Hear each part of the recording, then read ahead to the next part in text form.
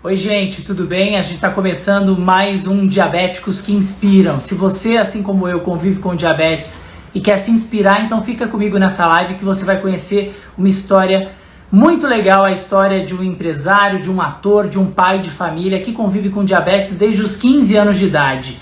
Eu vou contar a história e bater um papo hoje com o Daniel.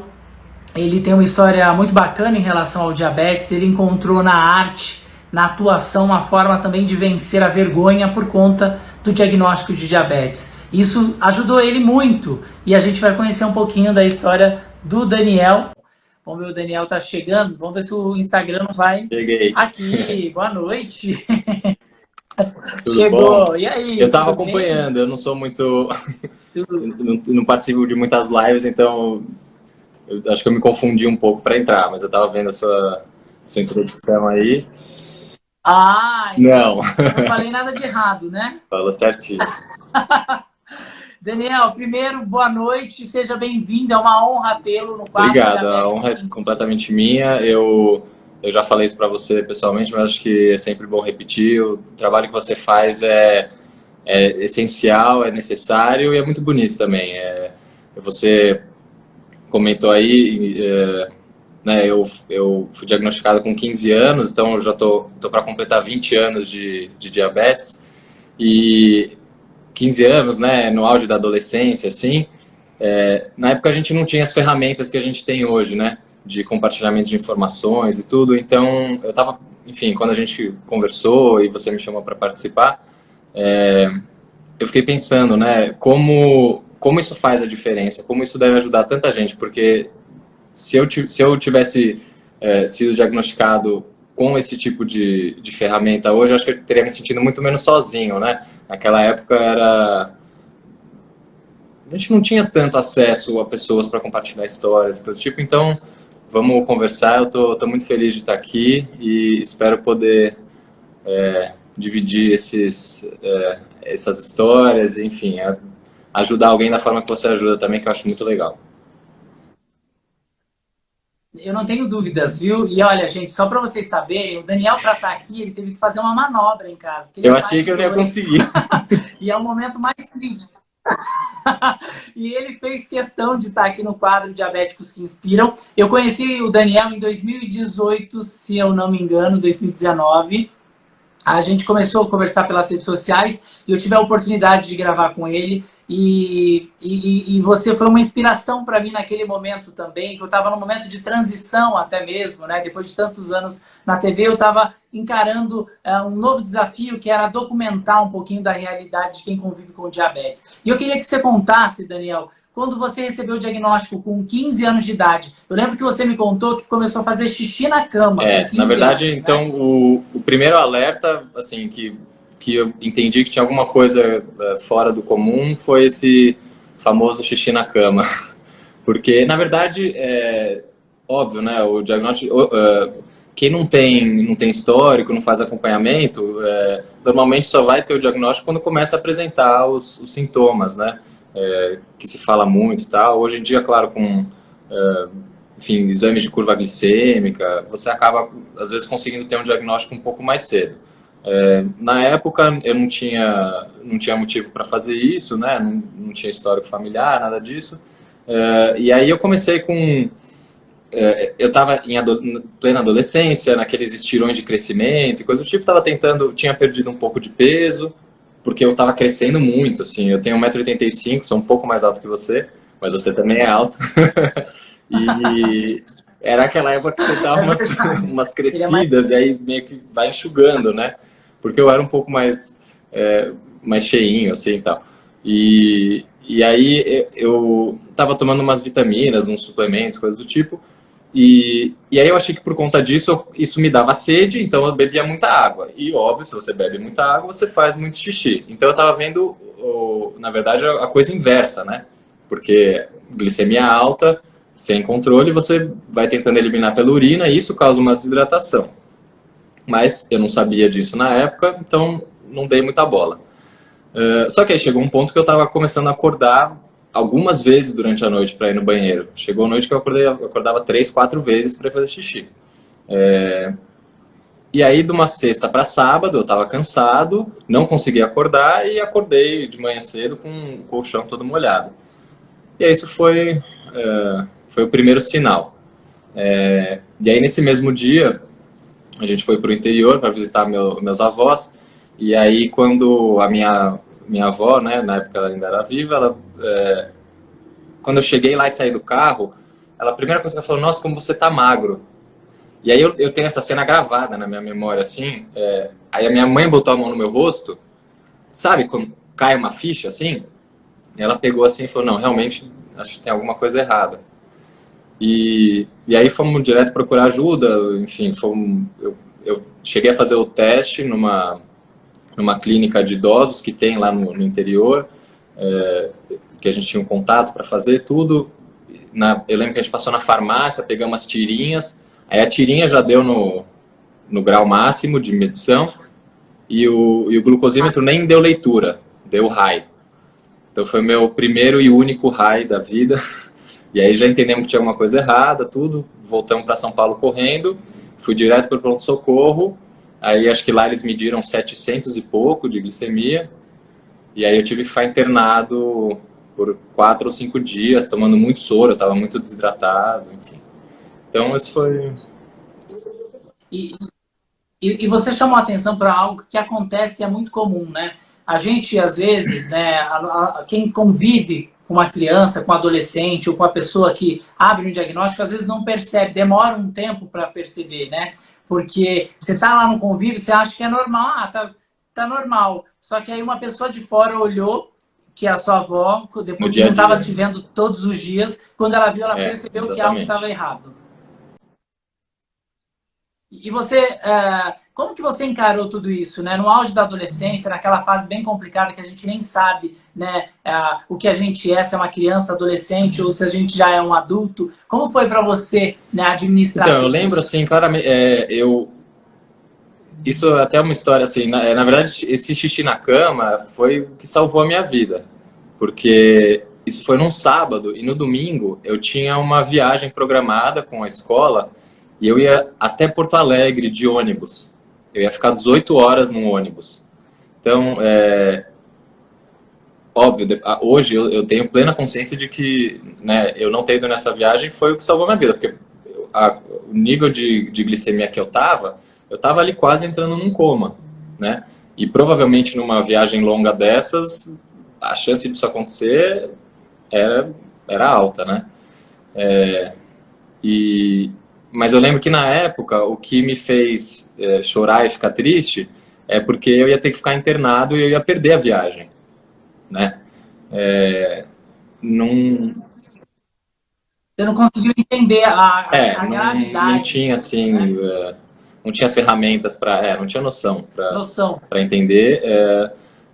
Por outro lado, eu acho que eu resolvi ali encarar de uma maneira positiva, né? Então, nas conversas com os médicos, tudo, eu entendi que se eu seguisse o curso que estavam me mostrando, eu tinha uma possibilidade de ter qualidade de vida, etc.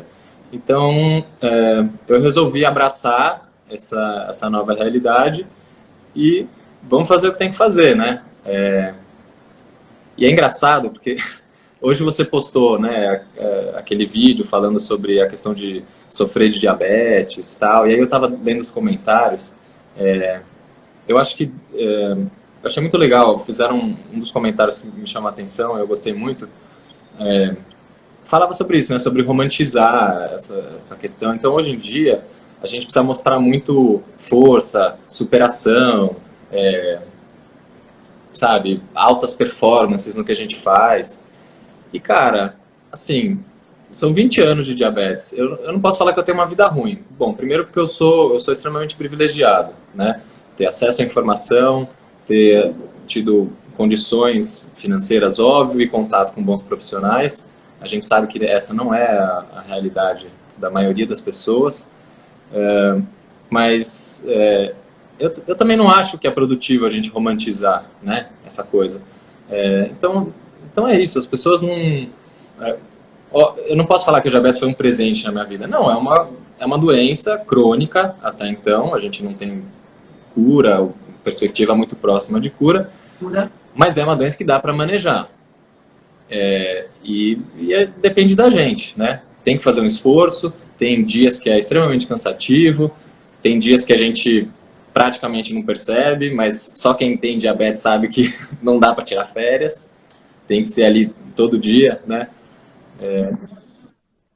E você chamou a atenção para algo que eu sempre faço essa reflexão, porque assim, eu também me sinto privilegiado, né, em poder custear meu tratamento, em poder ter acesso à informação, que é essa minha ferramenta de trabalho, mas eu sei que isso representa uma pequena minoria, mas muito pouca, assim, num universo muito gigante.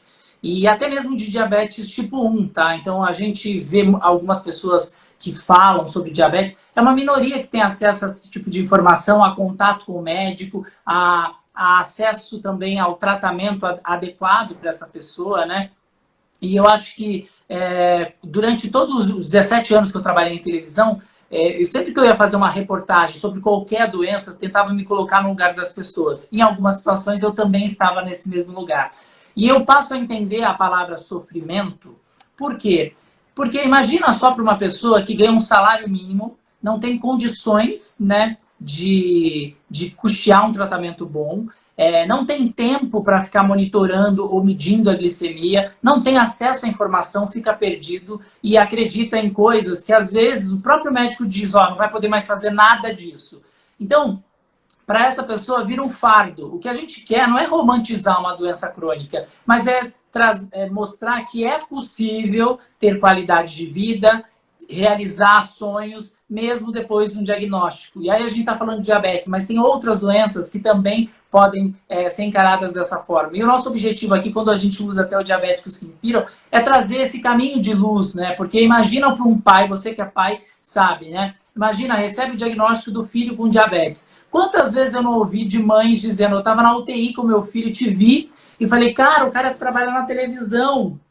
Então, meu filho pode realizar esses sonhos. Então, é tão importante a gente trazer exemplos como esse. E o seu exemplo também, além de ser uma pessoa que tem um trabalho, é empresário, buscou na arte algo que você ama fazer, né? Atuar, cantar.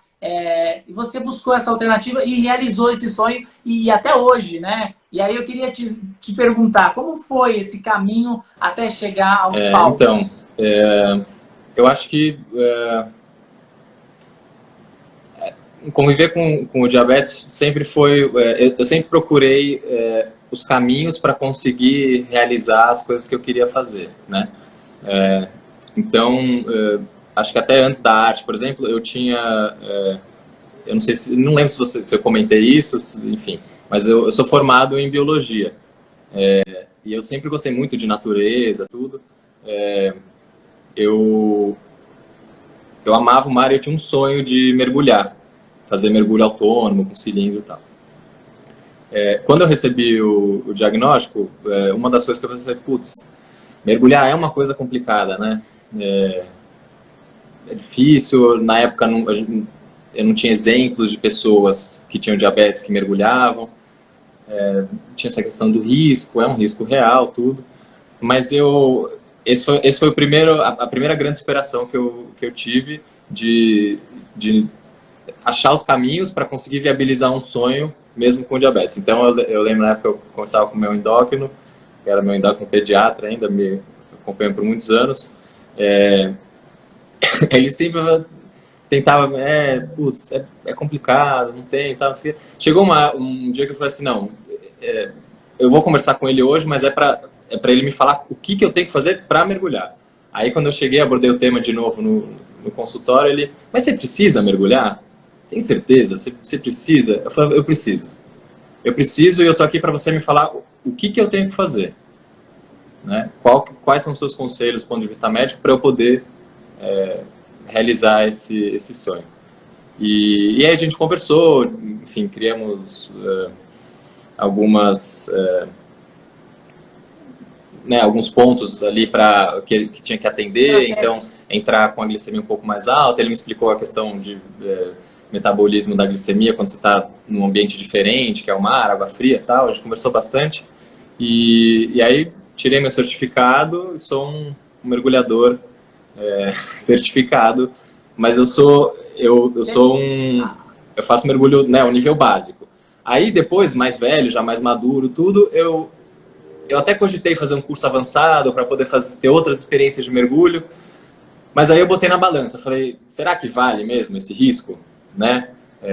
E aí eu resolvi que não. Para mim estava bom ir até aquela etapa, ter superado isso, ter realizado esse sonho. Eu mergulhei já algumas vezes em alguns lugares, tudo, e tá bom. Eu não preciso né, forçar tanto o meu corpo e aumentar um pouco o meu risco, especialmente agora com filhos e tudo. Então, esse foi o primeiro episódio. Mas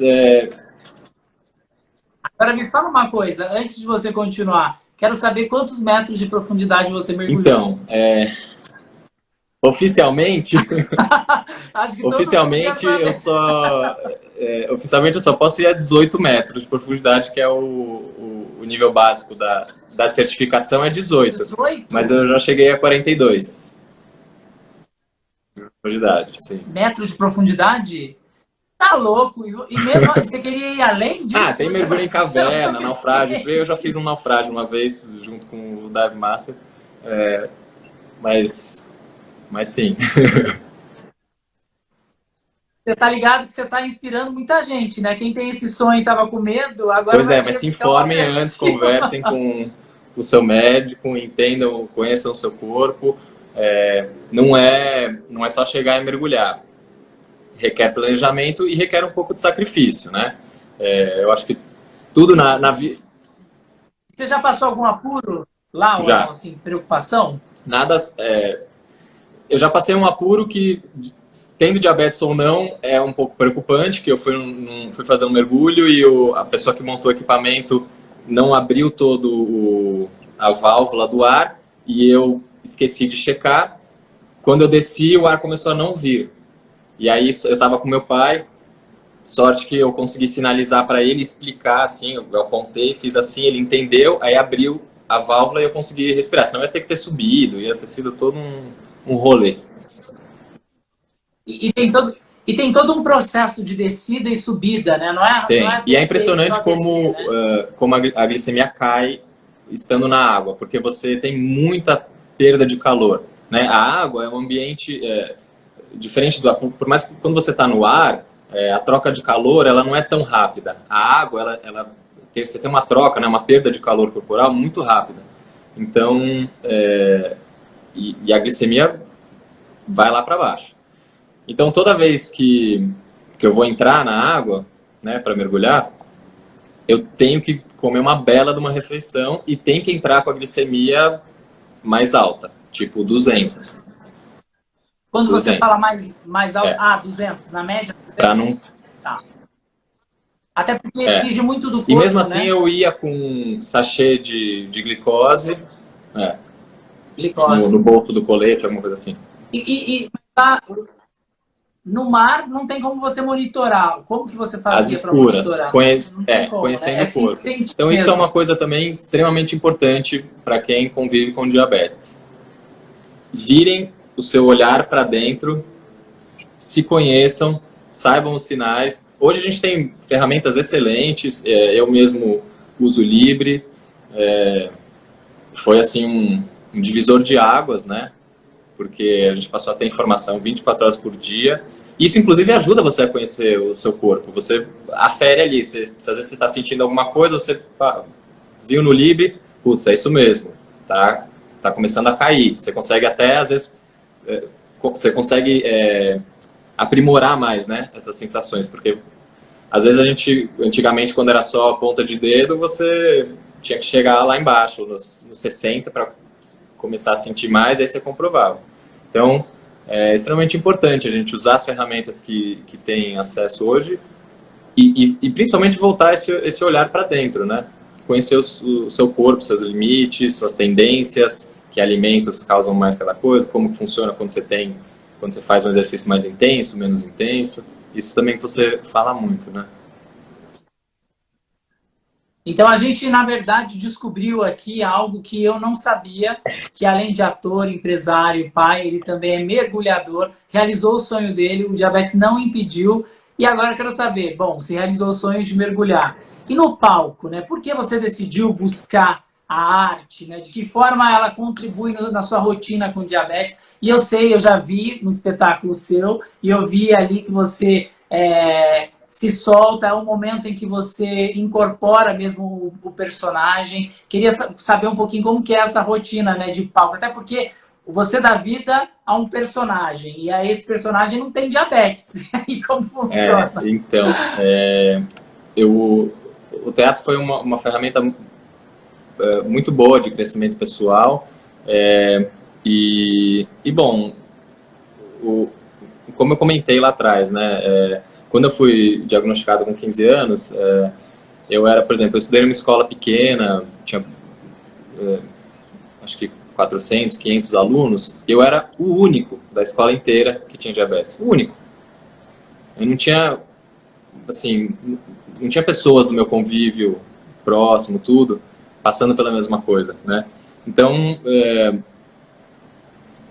apesar de eu ter, enfim, uma família que sempre me apoiou, sempre me deu de tudo que eu precisava, amigos também que se conviveram próximos, que sempre, enfim, que sabiam e me ajudavam, tal. Tinha um pouco essa coisa de se sentir sozinho, e aí eu fui criando um hábito de, em situações novas, né? Então, conhecendo pessoas novas, tudo, eu não falava que eu tinha diabetes. E aí acabava começando uma coisa de tentar esconder e tal, por medo de, sei lá, ser julgado, ou se às vezes você vai comer, né? O clássico que todo mundo já passou, você vai comer um doce, ué, mas diabético pode comer doce? E aí tem que explicar, tá? Então era uma fase que eu não queria ter que lidar com isso, né? Então eu achava mais fácil esconder. Porque aí ninguém ia olhar para mim, se você, olhando você não sabe que a pessoa tem diabetes ou não, apesar que hoje quem usa Libre, a gente se identifica, especialmente na praia, que tá todo mundo com o braço de fora. Vou mostrar o meu, eu fiz uma gambiarra aqui, porque soltou, eu colei um band-aid, porque eu tava sem nada. Ah, mas a gente tá no mesmo braço. Não, o outro braço. É que agora eu tenho uma tatuagem aqui. Legal. Também, ó. De diabetes, inclusive. Sim, diabetes. É o nome da série que a gente gravou com você. Enfim, e aí eu comecei a ter essa coisa da vergonha, eu não aplicava em público. E aí, quando eu comecei o teatro, eu tinha essa vontade de perder um pouco mais a vergonha, de ser mais extrovertido e tal. E isso estava, obviamente, atrelado ao diabetes. E como né, você ter essa... eu não quero falar assumir o negócio, porque não é bem por aí, mas é uma coisa de, tipo, sabe, faz parte de mim, não tem por que eu esconder. É que, na verdade, você se reprimiu mais, né, durante por vergonha, a gente faz isso, timidez, vergonha, e aí foi um jeito de colocar, né, e entender que aquilo ali faz parte e tá ok. E aí, óbvio, com maturidade, com o teatro, tudo, e aí hoje com essas ferramentas, né, redes sociais, tudo, então, no fundo, é legal você poder falar abertamente, porque pelas conexões que você cria, e você, às vezes, sem saber, indiretamente, pode ajudar uma pessoa que está passando pela mesma coisa, né? Eu acho que isso é meio comum, todo mundo tem esses momentos. E o teatro te ajudou a perder essa vergonha? Ajudou, né? Tá aqui falando com a gente. Sim, com certeza. E eu lembro que você falou que você tinha até vergonha de aplicar em alguns lugares, né? A insulina, você saía, ia para o banheiro, ia para um lugar mais tranquilo, passou por situações que muita gente passa, e tem gente que fala assim, não tem que ter vergonha, né? Na verdade, existe um processo e cada um sabe de si, né? Quando a gente fala assim, vamos vencer a vergonha, ok, né? Mas assim, não tem que ter vergonha? Não, as pessoas vão ter. E eu hoje, em determinadas situações, por mais tranquilo que eu leve toda a situação, e eu tenho um canal que falo disso, em algumas situações eu não me sinto à vontade para fazer isso. E tá tudo bem, é assim mesmo. Como a gente também não se sente à vontade de Exato. fazer tantas outras coisas, né? Não Tem só dia em que você não relação ao quer ter que diabetes. explicar e contar e falar. Às vezes você tá mais introspectivo, tá mais cansado, mais estressado. Você não vai querer falar. Mas eu acho que é importante esse negócio, né, essa questão da vergonha, da gente não deixar isso dominar, né? Porque aí a gente começa a criar situações também, e às vezes eu até li um comentário agora, mais um comentário da Clara, minha amiga, atriz maravilhosa, ela é isso, falando Beijo pra que é cara. importante as pessoas ao seu redor saberem, porque às vezes você pode se encontrar numa situação que você vai precisar de ajuda, né? E, e no fundo, assim, quando a gente se abre para isso e tem essa, sabe, essa confiança, exato, essa era a palavra, obrigado. Confiança. E tem essa confiança de poder falar sobre, você ajuda pessoas, sabe, nas situações mais inusitadas. Então eu lembro, eu tenho um episódio mais recente, eu estava numa feira, então eu sou empresário, trabalho com uma coisa, e teve uma feira de exposição, tal, não sei o quê, e eu estava sentado na mesa junto com a representante que atendia lá a empresa, tal, a gente estava conversando, não sei o quê, blá, blá, blá. E aí eu, ela virou assim, eu reparei que ela estava com Libre. Aí eu falei, aqui ó, também e tal. E ela tinha acabado de ser diagnosticada. Então ela estava com, e depois a gente começou a conversar, ela estava com uma série de questões também, de coisas e tal, e a gente, enfim, ali já criou uma amizade, um vínculo, sabe? Então, exato, Uma exato. conexão de Isso é muito acolhimento. bom. Isso era uma coisa que eu senti muita falta nesse período de adolescência. Então, se eu puder proporcionar isso para alguém, para mim já é uma satisfação. E você está proporcionando, já vem proporcionando isso há muito tempo, seja na sua vida ou quando você participa de uma gravação, quando você está no teatro, pode ter certeza que isso ajuda muitas outras pessoas. Eu costumo dizer o seguinte, né? Se a pessoa está vendo essa live e fala, mas isso para mim não, é muito comum, ok, você faz parte de uma minoria. E é tão importante o que você disse sobre educação em diabetes, né? E a educação em diabetes, ela é a base para tudo. Bom seria se todos tivessem, né, essa base para poder tratar de uma doença que, se não tratada, pode trazer tantas outras complicações, né? E a gente não está falando da morte em si, a gente está falando de viver mal, debilitado por conta de um diagnóstico, né? De um diagnóstico de uma doença que tem tratamento, mas que não foi cuidada da forma correta. E aí por N motivos. E nossa função aqui é acolher com informação, com histórias inspiradoras. E eu queria saber de você.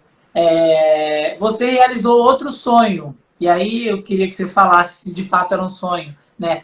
Hoje você tem uma família, 2 filhos, né? E talvez naquela época você também, isso de alguma forma teria sido algo que você pensou, talvez eu não tenha família, até porque a minha vida pode ser curta demais. Eu não sei como que foi isso para você e como é hoje, né, com seus filhos, com a sua esposa, como que é a rotina de vocês? Só quem tem filho sabe, a rotina é um caos, uma loucura. Dá para ver minhas olheiras. Meus filhos são pequenos, por isso então, eu ainda acordo de madrugada.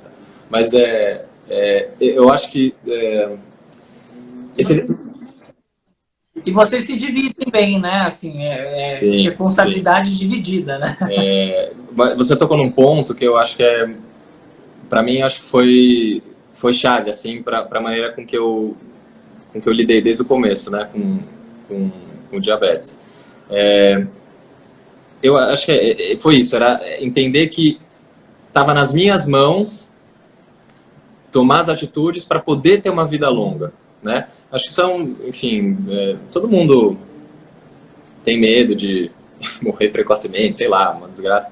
Mas eu entendi que o diabetes não teria essa, né, não ia ter esse papel se eu fizesse as coisas como deveriam ser feitas. Então eu sempre tive muito isso mesmo quando você tem dias, todo mundo já passou por isso, tem dias que você quer tocar o botão do foda-se, mas não dá, entendeu? Você vai, tipo, e faz o que tem que fazer, e é isso, é pensando nessa longevidade. Aí quando, obviamente, hoje eu tenho uma preocupação ainda maior, porque eu tenho duas vidas que dependem de mim, e não só que dependem de mim, porque eu quero ser velhinho e vê-los crescer, e de repente ser avô também. Então, tem que fazer o que precisa fazer. Eu queria aproveitar a oportunidade, então eu não sei se você fala sobre isso ou não, enfim, se aqui é o lugar, mas falando sobre educação em diabetes, tudo, informação, e aí, né, pessoas que têm mais acesso ou não. Eu tive uma grande dica, que na verdade, isso lá atrás, quando a minha mãe estava indo na farmácia comprar insulina, ela cruzou com um senhor e ele falou, eu retiro as minhas insulinas pelo SUS, pelo governo e tal. E eu acho que isso é importante a gente divulgar, porque você comentou, né, se pessoas, eu sou privilegiado, eu tenho condição financeira, tudo, tem gente que não tem.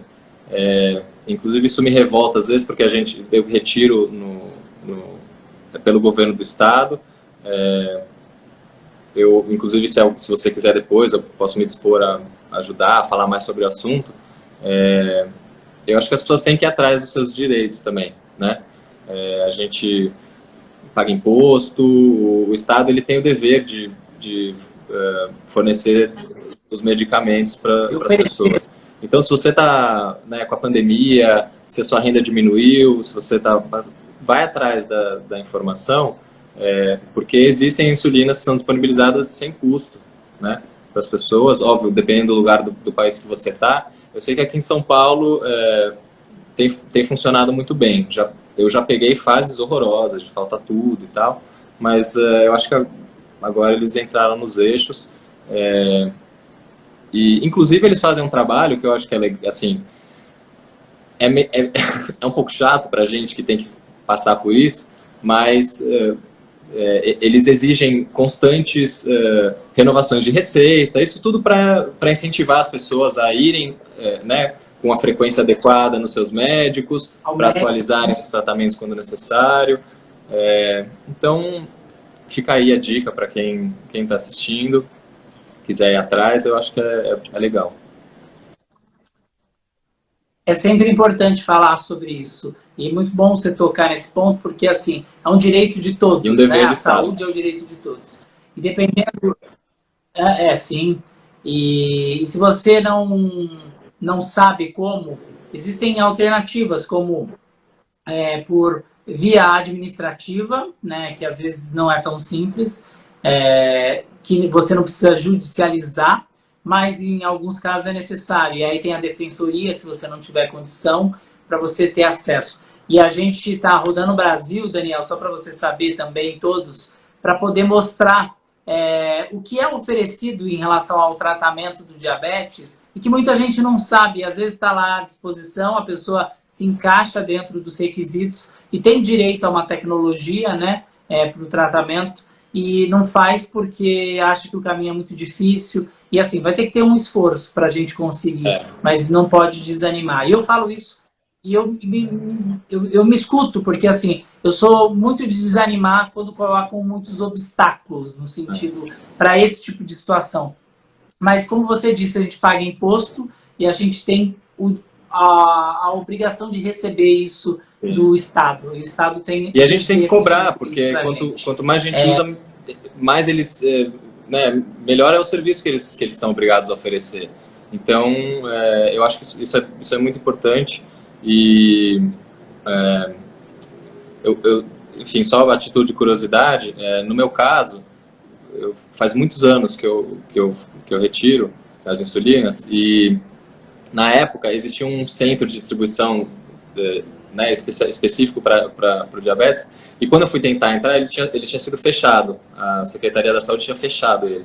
Então eu tive que fazer via judiciário, né? Então eu tenho um processo.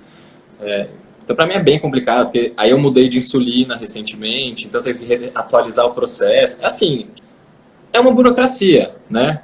É óbvio que eu poderia estar fazendo outras coisas melhores nessa 1 hora que eu passo lá. Teve dias que eu cheguei a ficar 3, 4 horas esperando para ser atendido.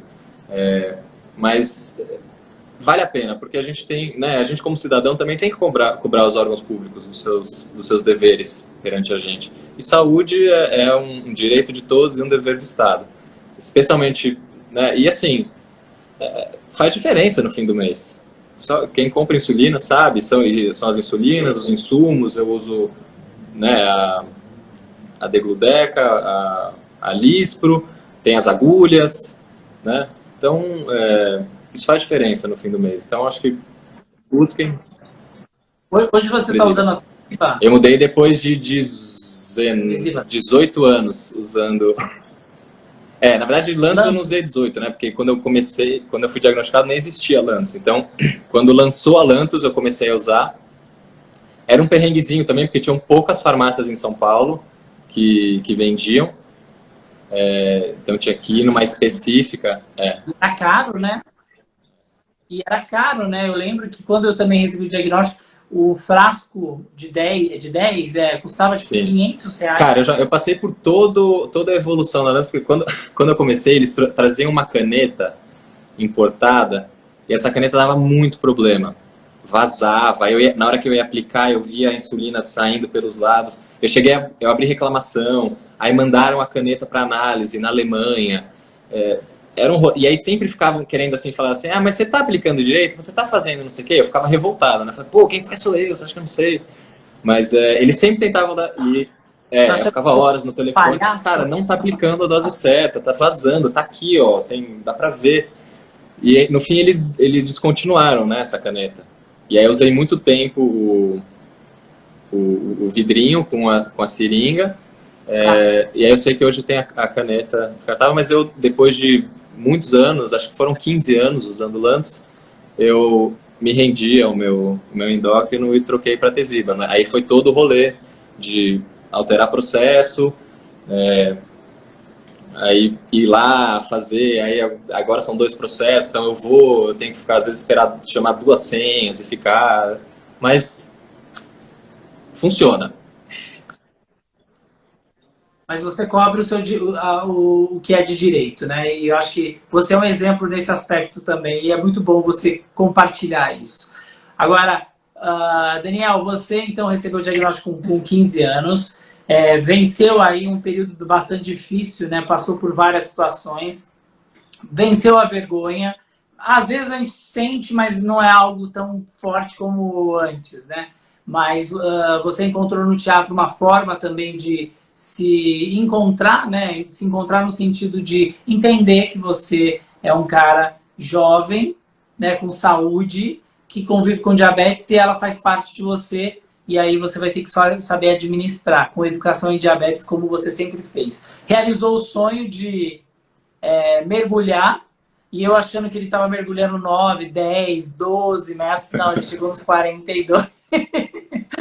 E também realizou o sonho de ser pai, né? Que é algo que também exige muito, né? E a gente fala que quem tem diabetes tipo 1 gasta em média 5 horas do dia tomando decisões. E aí gastar 5 horas do dia, mais cuidar de filho, mais trabalho, mais teatro, mais tudo que acontece aí, não é tão simples. E eu queria que você deixasse uma mensagem final inspiradora aí para as pessoas que acompanharam a live e até mesmo que vão assistir depois que ficar gravada.